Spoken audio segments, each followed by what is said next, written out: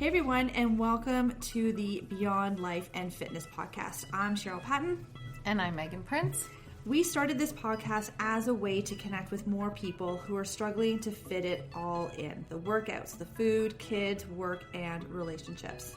We know that we're not perfect, but we hope that through our struggles and our mistakes and our failures and our successes that we can help more people through their challenges and be successful. So if you want some tips and tricks to help you along your journey to be the best version of yourself, then this is it.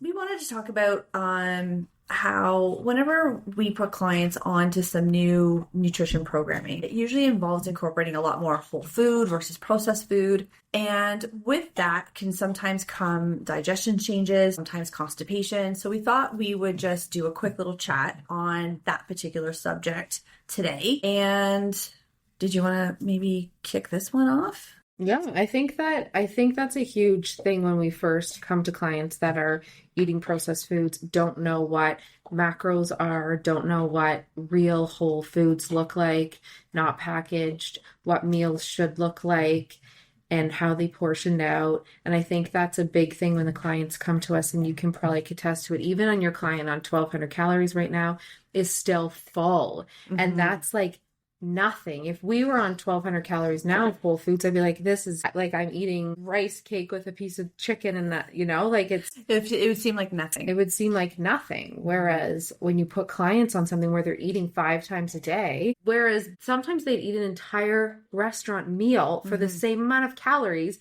you can easily eat a restaurant meal for 1,200 calories. Easily. And that's like their whole day. But when we're talking about whole foods with more fiber, more water content, and higher protein, which is slower digested, then you're going to feel fuller longer.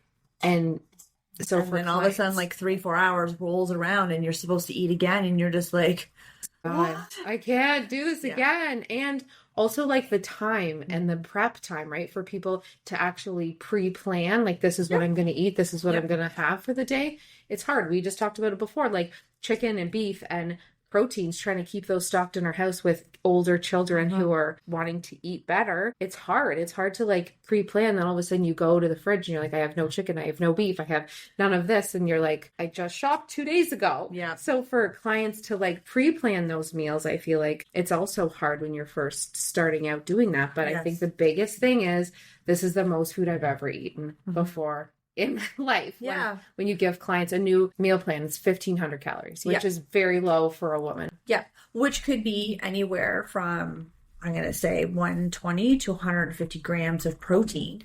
So if you have somebody coming to us who is maybe, once we kind of do a little bit of a food log, see where they're starting at, their protein may have been sitting at 80 or less, right? So to do that kind of jump, it can cause some digestive distress, which is why we need to really keep up with that water. And it can cause a little bit of constipation. So there's a couple of things you can do. Either just sort of stay the course and let the body just kind of eventually figure it out. And that's what I tend to do whenever I tend to get back more into like the 6 meals a day, getting ready for a prep and a show and all that stuff.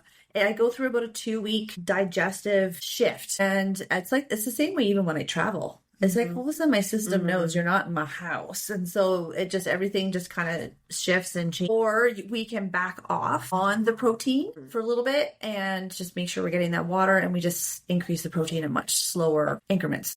I think the biggest thing for my clients is constipation, right? So we've tried a couple techniques. Obviously, back off on the protein a little bit if you need to. Adding in like cooked vegetables, right? Really like cooked. Greens, really cooked vegetables. Another one that my clients tried, we tried like a whole bunch of things. We tried a whole bunch of like constipation stuff, and they were like, this isn't working. Like, I just feel so horrible. So the one thing that we tried was Smooth Move tea by Traditional Medicinal Medicine Tea. And that was like one that like hugely worked for all my clients, because they're like, oh my gosh, finally I feel, because then again, the toxins are building up in your body. When you feel constipated, you feel bloated, and then you're not hungry. And then if you're not having regular bowel movements, how are you supposed to then shovel in this food? And then you're like, oh my gosh. And then obviously it's going to gain weight on the scale, and then you feel unmotivated. It's kind of like you have to kind of figure out for each client what they can handle. I think sometimes you're right. It's about just like waiting it out, sometimes a little bit, or maybe giving it like just a little bit of a kickstart to kind of like, water is supposed to be a really good one too. Never tried that one. Yeah. Interesting. It's supposed to help with that. So, but especially if you or if we have clients that are coming off of, like you had mentioned, right? It's very easy to go to any type of restaurant, fast food place. You can easily, and a lot of like the chain restaurants, right? They've got all the calories associated with the foods now attached to it. Like that's what, and you can see how much, and it's very easy to go to a restaurant and you're right, blow 1,500 calories on very heavy, creamy, cheesy based dishes. Or like you even said, like go to like Tim Hortons and get like a coffee and a muffin. Well, those muffins can be anywhere from 300 to 500 calories. Same with your bagels. Same with your double coffees here at like 500 to 600 calories just on a coffee and a muffin. And that's like 2 of the meals I eat right now. That's chicken, rice, and vegetables, maybe 300 calories each or whatever. But that's 2 full meals just for that coffee and muffin. So it is. And you can drink that down. No problem. The volume of food you have to eat. It's like I have a quarter cup of almonds, or 12, 15 almonds, whatever they tell you is, I don't know how many calories off the top of my head. But then if you add like a cup of broccoli and you want to compare that to the calories that you would eat in those almonds, I mean, obviously they're not the same macro, but it would be insane, because the almonds are so much more calorically dense than the broccoli. So it's more volume going into your stomach. Or if you did a piece of toast or rice cakes, to get that amount of calories in rice cakes, you have to eat a ton of them, which I love, because I want more volume all the time. Not at this point in my life right now, because I'm like, I'm already eating enough. But most of the time when you get closer, when you're really in a deficit, you do want to then switch over those foods that are less calorically dense so that you feel like you have more volume. It's kind of like, it's a game. It's a game. You kind of like trick your mind. Like egg whites, that's, if you sub those for chicken, you get so much. It's amazing. So it's kind of like, where are you in that journey? But most people, I think, beginning that journey is hard on your mind to eat 6 times a day, to remember, to schedule it, to make time, to make it a priority. And especially if you've got family, you're running around with kids, you're working full time, like it's looking at your day, finding a couple of days out of the week where you can do these batch cooks and just have stuff in the fridge ready to rock and roll. And like make your own egg bites, make your own egg sandwiches, and prep like 3-4 days in a row. So you just have to like heat it up at work or heat it up in the microwave before you leave. But yeah, it is. It's like we hear banging from my children upstairs, renovating their room or something.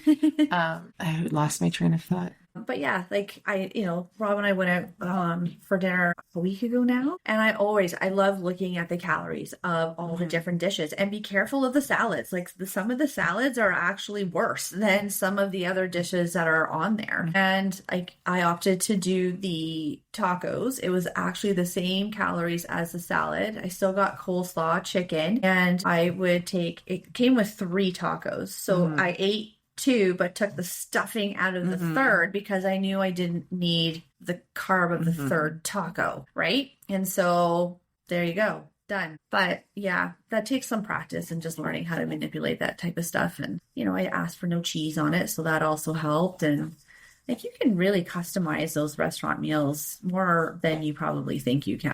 We went out a couple of weeks ago to a worship concert in Toronto, and I got this power bowl, which was amazing. It was like all fresh vegetables and chicken and quinoa. And then I didn't say don't put the dressing on it, so they did, which was fine, because at that point I'm like, I'm doing pretty well, but I feel like they put on tons of dressing on it. I'm like, whatever, I'm going to eat. This is like my one-off meal. I'm going to eat it. It's fine. I'm not going to it's not pizza. But again, like it was covered in oil, and then you can't control how many you're putting into that, how many calories you're putting into that. But going back to our thing, I think it's really hard for clients in the beginning to just fit all those in and to know like, when am I going to actually sit down and be able to like eat this meal and not be stuffing it down? I mean, you and me, I eat in the car all the time and I'm like, oh my God, how am I going to eat this rice, chicken, and stuff in the middle of the car while I'm driving? It's not like you're just eating a protein bar or something, right? So it does take a lot. And yeah, try the Smooth Move tea if anybody's having issues with that. For sure, get the water in. I think adding electrolytes in would help a little bit too. And something else you can always try to do too, if you're able to, is after you finish eating, especially if it happens to be maybe one of the bigger meals that you're having that day, see if you can go for a walk afterwards. So key. Does help with digestion a lot. I tend to time my walk in the afternoon after one of my meals. And it definitely helps. So if you're having some issues with digestion, constipation, with just trying to eat more whole foods, less processed food, again, try some of these, but again, use your coach, let them coach you, let them guide you so that you can get through this journey in a positive and successful way. Thanks everybody for listening today, and we truly appreciate you. And let us know what your biggest takeaway was today, and if you have any questions you want answered on the podcast. Don't forget to rate, review, and subscribe to this podcast to automatically receive your episodes and to help us reach more listeners. We would love to connect with you on our socials, either Facebook or Instagram, with links in the show notes. Till next time, keep taking those small steps towards your best life.